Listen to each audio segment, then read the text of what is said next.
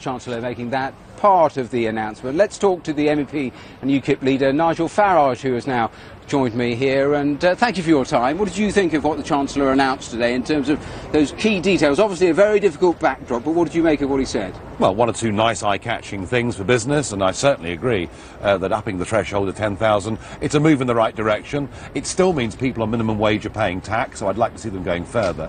But overall, you know, the key markers of whether a government is succeeding are the growth figures, which of course have been halved for this year, the spending figures. We are still borrowing over £100 billion a year more than we're earning, and indeed the national debt during the lifetime of this Parliament will increase by an eye-watering 45%.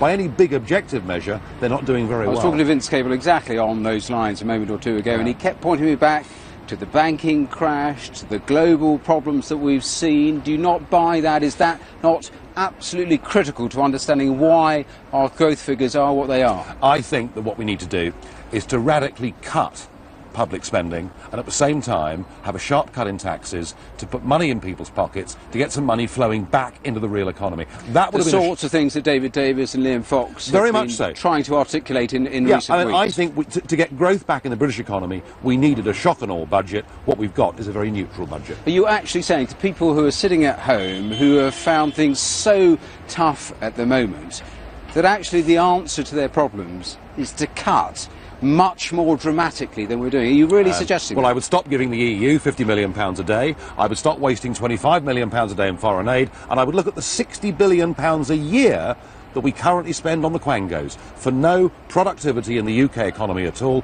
purely putting in place excessive regulation. Isn't that slightly simplistic, though? To paint the EU as the bogeyman, if you slay the bogeyman, everything's going to be okay. Well, the British Chancellor cannot change employment legislation as a result of EU law. He cannot change the fact that under the renewables scheme, we're putting massive, massive prices on electricity bills for our manufacturing companies. There's so much the Chancellor cannot do because of EU law.